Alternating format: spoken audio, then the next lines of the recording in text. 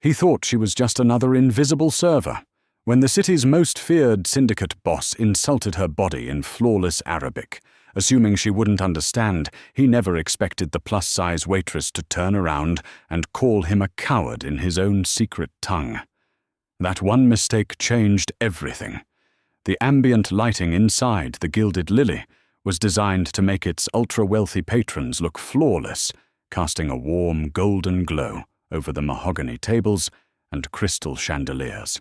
Located in the beating heart of Manhattan, the restaurant was a sanctuary for the elite. For Josephine Miller, it was simply a battlefield where the tips paid the rent. Josie was not the typical waitress hired by Albert Henderson, the notoriously strict floor manager. The standard uniform was a tight, unforgiving black dress designed for a specific, waif-like body type. Josie, however, was beautifully, unapologetically plus-size. She carried her curves with an innate confidence, her dark hair pinned back in a sharp twist, her lips painted a defiant crimson. Albert had hired her because she possessed something the other servers lacked: absolute, unshakable composure. She could handle Wall Street billionaires and arrogant celebrities without batting an eyelash. But tonight, the atmosphere in the restaurant had shifted from opulent to oppressive. At exactly 10 o'clock, the front doors opened, and the usual hum of polite conversation died in the throats of the patrons. Taylor Rossi had arrived. Taylor was a ghost story whispered in the boardrooms and dark alleys of New York. As the head of the Rossi syndicate, his legitimate businesses in real estate were merely a shiny veneer over an empire built on extortion, smuggling, and blood. He was a striking man, tall and broad-shouldered, impeccably dressed in a tailored charcoal suit that screamed old money. His face was a study in cold, sharp angles, his dark eyes scanning the room with the predatory calm of a man who owned everything he looked at. Flanked by 3 heavily built associates, Taylor was escorted immediately to the private alcove in the back, a secluded table shielded by velvet ropes and towering ferns. "Josie," Albert hissed, grabbing her elbow as she passed the bar. His usually ruddy face was pale, a fine sheen of sweat breaking out on his forehead. "Table 9, the Rossi party. Do not make eye contact. Do not linger. Pour the wine, take the order, and get out of their breathing space." "It's just another table, Albert," Josie replied calmly, balancing a silver tray with a bottle of a ridiculously expensive Barolo. "It is not just another table," Albert snapped. "That man could buy this building just to burn it down. Be careful." Josie smoothed the front of her apron, took a deep breath, and approached the alcove. As she stepped past the velvet rope, the air grew noticeably colder. Taylor was seated at the head of the table, nursing a tumbler of scotch. His right-hand man, Jordan, sat to his left, scrolling through a burner phone. "Good evening, gentlemen," Josie said, her voice smooth and professional. "Can I start you off with our chef's tasting menu, or would you prefer to order a la carte?" Taylor didn't look at her. He kept his eyes fixed on the low-lit candle in the center of the table. Jordan, however, glanced up, a sneer playing on his lips. As Josie leaned over to pour the Barolo for Jordan, her hip brushed lightly against the edge of the oversized leather chair. It was a minor, unavoidable contact given the tight spacing of the alcove, but it caused the heavy wine glass to clink sharply against the bottle. A single drop of dark red wine fell staining the pristine white tablecloth. Jordan clicked his tongue in exaggerated annoyance. Taylor finally raised his eyes. They were obsidian black, entirely devoid of warmth. He looked Josie up and down, his gaze lingering on her full hips and soft waist, with a mixture of aristocratic disdain and raw irritation. Without breaking eye contact with Josie, Taylor leaned slightly toward Jordan and spoke. He didn't speak in English. He didn't speak in Italian. He spoke in rapid, guttural Arabic, a language he had mastered during his years negotiating illegal arms trades in the Middle East, a language he frequently used in public when he wanted to communicate with his inner circle without the cattle understanding. "Look at this," Taylor murmured in Arabic, his voice a dark, mocking rumble. She eats more than she serves, a clumsy, heavy cow blocking the walkway. Get her out of my sight before she breaks the furniture. Jordan chuckled a low, cruel sound, preparing to wave Josie away like a bothersome insect. They expected her to bow her head. They expected her to apologize for the spilled drop of wine, completely ignorant of the vicious insult that had just been hurled at her body. They were wrong. Before her father had passed away, he had been a senior civilian contractor for the Department of Defense stationed in Cairo, and later Beirut. Josie had spent 10 years of her childhood and adolescence immersed in the culture, studying the dialects, and eventually earning a degree in Middle Eastern linguistics. She didn't just understand Arabic, she spoke it with the sharp, street-level fluency of a native. Josie froze. The silver tray in her hand trembled for a fraction of a second before her grip turned to iron. A hot, blinding wave of indignation washed over her, completely overriding Albert's desperate warnings. She slowly set the bottle of Barolo down on the table. The heavy thud of the glass against the wood made Jordan jump. Josie squared her shoulders, looking down at Taylor Rossi. The air in the alcove seemed to vacuum itself out. "A real man," Josie said, her Arabic ringing out clear, sharp, and flawlessly pronounced, cutting through the jazz music playing in the background, "does not need to borrow another language to insult a woman's body. Only a pathetic coward hides behind words he thinks his victim cannot understand." Jordan's jaw dropped so fast it practically unhinged. The burner phone slipped from his hand and clattered onto the hardwood floor. Taylor's reaction, however, was entirely different. The bored, aristocratic disdain vanished from his face, replaced by a shock so profound it paralyzed his features. His dark eyes widened, locking onto Josie's fierce, blazing gaze. For 10 agonizing seconds, nobody moved. The silence was deafening. The 2 heavily armed guards standing near the ferns instinctively reached inside their jackets, sensing the sudden spike in tension, but Taylor held up a single raised finger, stopping them dead. "You—" Taylor started his voice, a rough whisper, speaking English now. "If my presence offends you, sir," Josie continued smoothly in English, her tone dripping with ice, "I will gladly have another server take over your table. Enjoy your evening." Without waiting for his dismissal, Josie turned on her heel. She walked out of the alcove, her head held high, her posture immaculate. Behind her, the silence of the Mafia boss was louder than a gunshot. For the next 48 hours, Josie waited for the sky to fall. She jumped every time her apartment buzzer rang. She looked over her shoulder on her walk to the subway. You didn't publicly humiliate the head of the Rossi syndicate and walk away unscathed. But Friday passed, then Saturday, and the streets of Manhattan remained ordinary. By Tuesday evening, Josie had convinced herself she had gotten lucky. Perhaps a man like Taylor Rossi was too arrogant to acknowledge the incident. Perhaps he had bigger problems to deal with than a loud-mouthed waitress. She was wrong again. It was 10:30 at night. The restaurant was usually winding down, the final patrons finishing their desserts. Josie was in the back room, tallying up her receipts when the kitchen door swung open violently. Hannah, a fellow waitress, burst in her face, drained of all color. "Josie!" Hannah gasped, clutching her chest. "Albert says you need to come out to the floor. Now!" "I'm off the clock in 20 minutes, Hannah." "What's wrong?"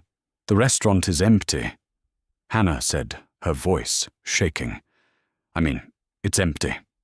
Some guys in suits came in 10 minutes ago and paid everyone's checks. They told all the customers to leave. They locked the front doors. A cold dread coiled in Josie's stomach. She dropped her pen, untied her apron, and pushed past Hannah into the main dining room. The scene was surreal. The Gilded Lily, normally bustling with life, was completely deserted. The busboys, the bartenders, and the hostesses were gone. The only person standing near the bar was Albert, who looked like he was about to faint. And sitting alone at a table in the exact center of the room was Taylor Rossi. He wasn't flanked by his usual entourage. Jordan was standing by the front door, his arms crossed, locking the deadbolt. Taylor was wearing a tailored black shirt, the top 2 buttons undone, looking entirely too comfortable in the eerily silent restaurant. When he saw Josie, he gestured to the empty chair across from him. "Sit, Josephine," Taylor said. His voice was a low, commanding baritone that sent a shiver down her spine. Josie stood her ground. "How do you know my name?" "I know a great deal more than your name," Taylor replied, leaning back in his chair. "Sit. I am not accustomed to repeating myself." "And I'm not accustomed to being held hostage at my place of work," Josie shot back, though her heart was hammering against her ribs. She slowly walked over, pulling out the chair and sitting opposite him. She kept her back straight, refusing to shrink under his intense, calculating gaze. Up close, he was even more intimidating. There was a dangerous magnetism to him, a raw, coiled energy that made the air between them feel electric.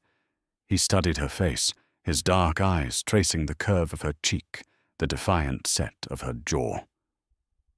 "You have courage, Josephine," Taylor finally said. "Stupid, reckless courage. Do you know what usually happens to people who call me a coward in front of my men?" "I assume they end up at the bottom of the Hudson," Josie replied flatly. "If you're here to kill me, Mr. Rossi doing it in a restaurant with security cameras seems rather messy for a man of your reputation." Taylor let out a low, rough laugh that startled her. It wasn't a cruel laugh. It was a sound of genuine amusement.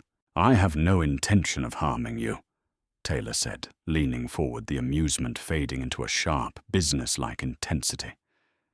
"In fact, I am here to offer you a job." Josie stared at him, sure she had misheard. "A job? You cleared out a 5-star restaurant to offer a waitress a job." "I don't need a waitress," Taylor said softly. "I need a translator and a negotiator." He reached inside his jacket and pulled out a thick manila folder, tossing it onto the table. It slid to a stop inches from Josie's hands. "My organization is expanding," Taylor explained, his voice dropping an octave. "We are currently negotiating a highly sensitive, highly lucrative supply route with a faction based out of Alexandria. They are proud, traditional, and deeply paranoid. My usual translators are inadequate. They speak the language, but they don't understand the nuance. They don't grasp the cultural respect required to seal the deal." "And you think I do?"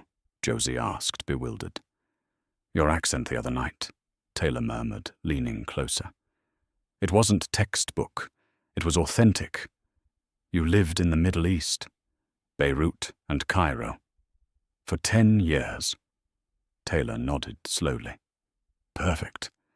I need you to accompany me to a meeting this Friday. You will translate for me. You will read the room. You will tell me when they are lying, and you will ensure my words are delivered with the exact level of respect and underlying threat that I intend." "You are out of your mind," Josie scoffed, pushing her chair back. "I'm a civilian. I serve overpriced pasta to rich snobs. I am not getting involved in Mafia politics. Hire a professional." "I cannot use a professional," Taylor countered, his eyes hardening. "Anyone known in my circles is a liability. I need a ghost, someone completely unconnected to my world, someone they won't suspect of being anything more than a pretty hired assistant." He paused, letting his eyes drag over her curves again, but this time there was no disdain. There was an unsettling heat. "Though you are far more than that, aren't you?" Josie stood up. "My answer is no. I'm leaving." "Sit down, Josephine," Taylor said. The gentle amusement was gone. It was a direct, terrifying order. Josie froze but didn't sit. "You said you weren't going to hurt me." "I am not going to hurt you," Taylor agreed, tapping a long finger against the manila folder. "But I cannot speak for what the Irish syndicate will do to your younger brother." The blood drained from Josie's face. She stared at the folder, a sick feeling rising in her throat. "Liam," Taylor said, saying her brother's name like a judge passing a sentence. 22 years old, a crippling addiction to underground poker. He currently owes $50,000 to a crew run by a man named Sullivan, a man who is notoriously impatient. Liam missed his payment yesterday. Sullivan's men are currently looking for him to break his legs. After that, they will likely come looking for you, his only living relative, to collect the rest. Josie grabbed the folder and flipped it open. Inside were photographs of her brother walking out of a dingy basement club in Queens, copies of betting slips, and a detailed ledger of his debts. Her hands shook violently. She had known Liam was in trouble. He had been asking to borrow money for weeks, but she had no idea the hole was this deep. "You bastard," Josie whispered, her voice cracking. "Did you set him up?" "I don't play games with children," Taylor replied coldly. "His debts are his own. I simply have good informants. But I can make this problem disappear." Taylor stood up slowly. He was a foot taller than her, and his proximity was overwhelming. He smelled of cedarwood, expensive tobacco, and power. "Help me close this deal with the Alexandrians on Friday." Taylor said, his voice dropping to a hypnotic murmur. "Act as my voice. Ensure I am not cheated. Do this one thing for me, and I will wipe Liam's debt clean. I will pay Sullivan off myself. Your brother lives, and you walk away free." Josie looked up into Taylor's dark, fathomless eyes. She hated him in that moment.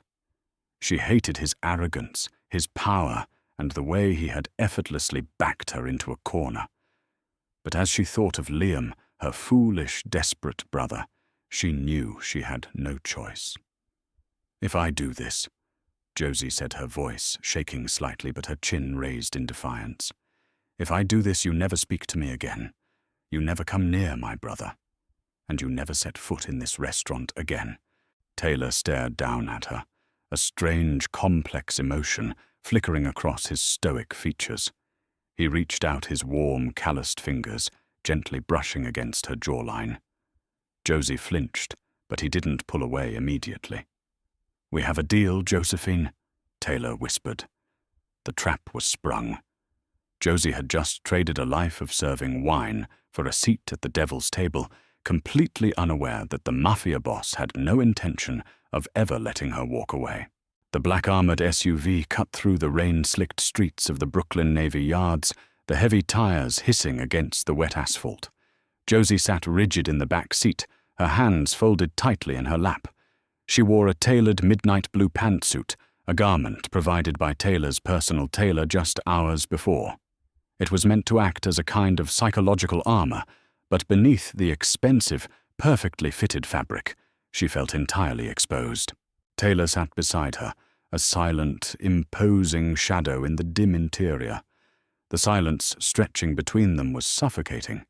She glanced at him, noting the hard, unforgiving lines of his jaw and the relaxed, almost bored way he held a heavy, suppressed pistol resting on his knee. He was a man going to a routine business meeting. She was a woman, stepping blindly into the abyss. "Are you afraid, Josephine?" he asked suddenly, his voice a low rumble over the sound of the engine, though he did not turn his head to look at her. "I am terrified," she admitted honestly, her voice trembling slightly despite her best efforts to control it. "Good. Fear keeps you sharp. It keeps you alive," Taylor replied, finally turning his dark eyes toward her. "Just remember the plan we discussed. Translate exactly what Tariq says to me, word for word. But more importantly, listen for what he does not say. Listen for the hesitation, the shift in tone. You are my radar tonight." The SUV rolled to a heavy stop outside a desolate, sprawling shipping warehouse. The rain hammered against the roof in a relentless rhythm. It was time. The interior of the warehouse was cavernous and damp, smelling strongly of saltwater rust and old dried blood. A single glaring halogen lamp hung from the high ceiling, casting harsh shadows and illuminating a large wooden crate that served as a makeshift negotiation table in the center of the room. Standing on the far side of the light were 5 men. The leader, Tariq, was a slender, elegant man with slicked-back silver hair and eyes like shattered glass. Taylor stepped confidently into the light, gesturing subtly for Josie to stand slightly behind his right shoulder. Jordan and 2 other heavily armed guards fanned out, securing the perimeter. Tariq smiled a thin, venomous expression that didn't reach his eyes and began speaking in rapid, formal Arabic. "Welcome, Mr. Rossi.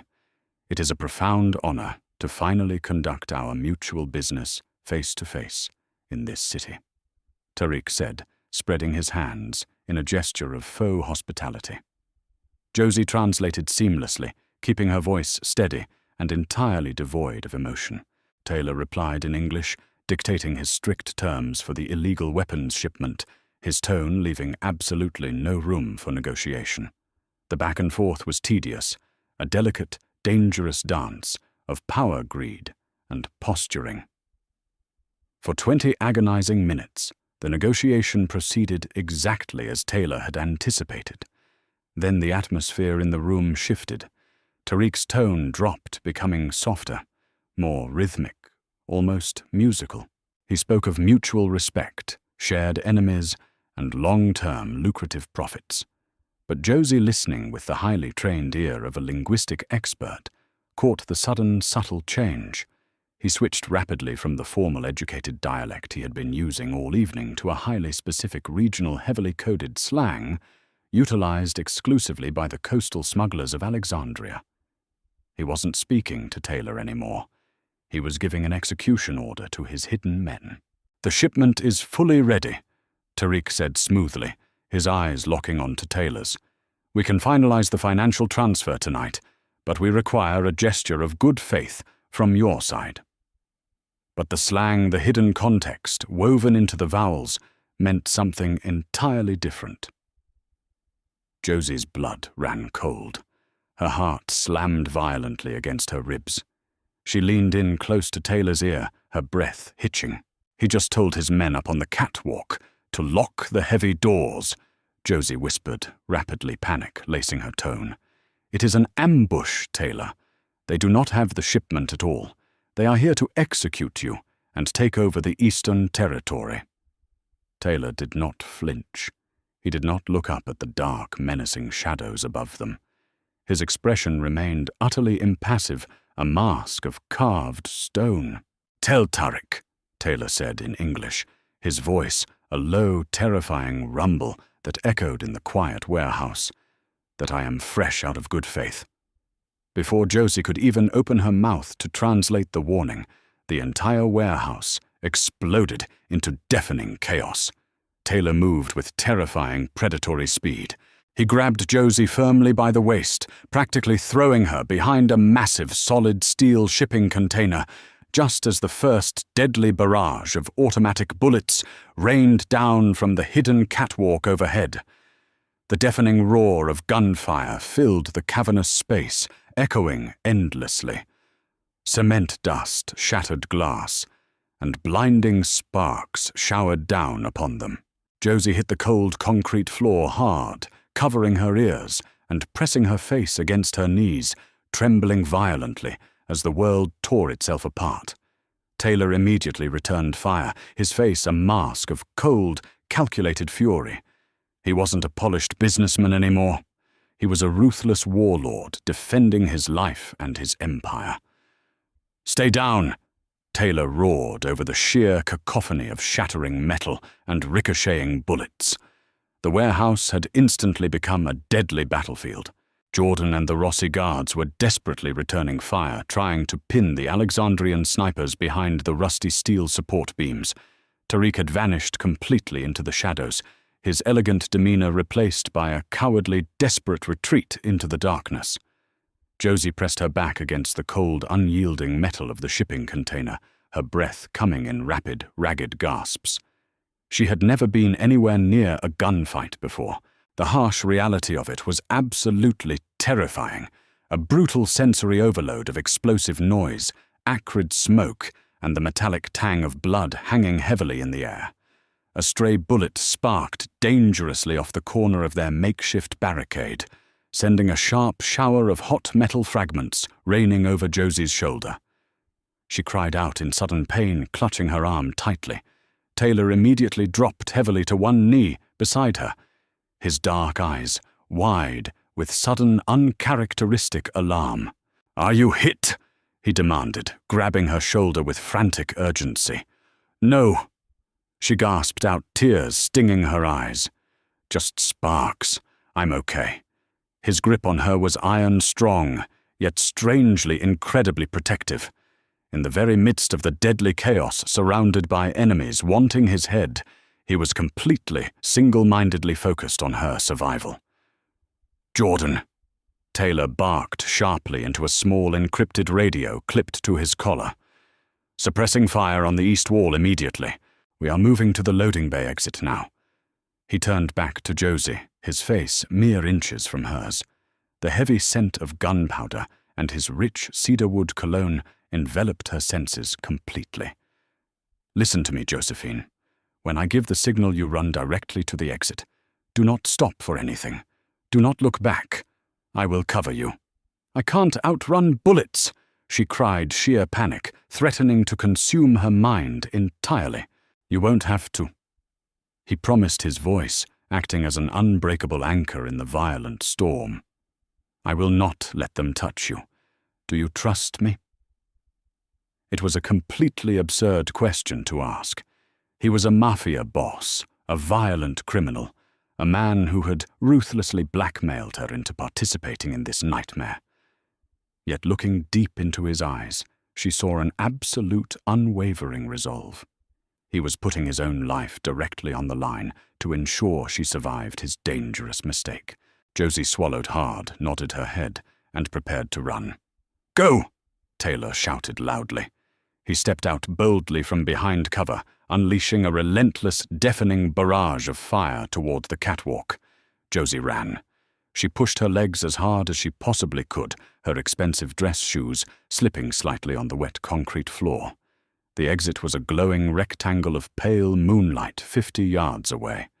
The roar of gunfire was deafening, but miraculously nothing touched her. Taylor's covering fire was suppressing the enemy completely. She burst through the heavy loading bay doors, plunging into the freezing, rain-swept night. A moment later, Taylor emerged from the darkness, grabbing her arm tightly and pulling her toward a secondary extraction vehicle hidden deep in an alleyway. They threw themselves into the back of the armored sedan, and the car tore away into the night. The safe house was a lavish, heavily fortified penthouse overlooking the glittering skyline of Manhattan, a stark contrast to the bloody warehouse they had just escaped. Josie sat curled on a velvet sofa, a blanket wrapped tightly around her shoulders, staring blankly into a roaring fireplace. Taylor stood by the massive floor-to-ceiling window, a glass of amber whiskey in his hand. He had shed his ruined suit jacket, his white shirt stained with dirt and soot, but he looked entirely unbothered by the night's violent events. "You saved my life tonight, Josephine," Taylor said, quietly, breaking the heavy silence that had settled over the room. "If you hadn't caught that dialect shift, I would be lying dead on that warehouse floor right now. Tariq played a very clever game, but he underestimated the waitress." Josie looked up at him, her exhaustion warring with her lingering anger. "I did what I had to do to survive, Taylor. I held up my end of our bargain. Now it is time for you to hold up yours." Taylor turned to face her, his expression unreadable.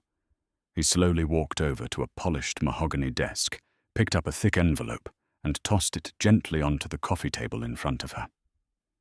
"Liam's debts are fully paid," Taylor stated firmly. "Sullivan will never look in his direction again.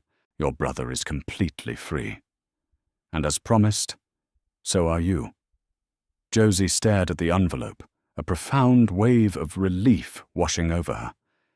The nightmare was finally over. She could go back to her quiet, ordinary life. She could go back to being an invisible server pouring wine for arrogant billionaires. But as she looked at Taylor standing there, bathed in the firelight, she realized something terrifying. The thought of walking out that door and never seeing him again felt strangely hollow.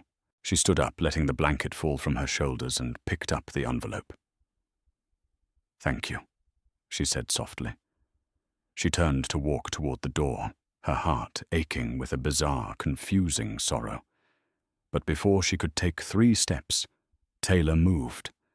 In a blur of motion, he was standing directly in front of her, blocking her path, his dark eyes burning with an intense, consuming fire. "I said you were free to go," Taylor murmured, his voice dropping to a rough, hypnotic whisper as he stepped closer. "But I never said I would let you walk away." Josie's breath hitched in her throat. "We had a deal, Taylor." "I am a selfish, ruthless man, Josephine," he confessed, reaching out to gently trace the soft curve of her cheek. "I have built an empire on blood and fear. But tonight I found something far more valuable than territory or weapons. I found a queen who can stand by my side in the absolute darkest of storms. You are brilliant, fierce, and incredibly beautiful. I cannot let you go back to a life that does not deserve you." "You belong in my world now," he declared softly, leaning down until his lips were mere fractions of an inch from hers. "Stay with me. Rule this city with me. Let me give you everything you have ever been denied." Josie looked up into the eyes of the most dangerous man in New York, a man who had insulted her, threatened her, and ultimately saved her. The sensible, safe part of her brain screamed to run. But the fierce, untamed part of her heart, the part that had confidently called a Mafia boss a coward in Arabic, leaned forward. She closed the final distance between them, capturing his lips in a fiery, desperate kiss that sealed her fate forever. The plus-size waitress was gone. The queen of the Rossi syndicate had officially arrived. Did you love this thrilling Mafia romance? If Josie's fierce bravery and Taylor's dark, protective energy kept you on the edge of your seat, hit that like button. Right now, don't forget to share this story with your fellow romance readers and subscribe to the channel for more intense, dramatic, and twist-filled audio stories uploaded every single week. Leave a comment below, telling us what you think Taylor will do next.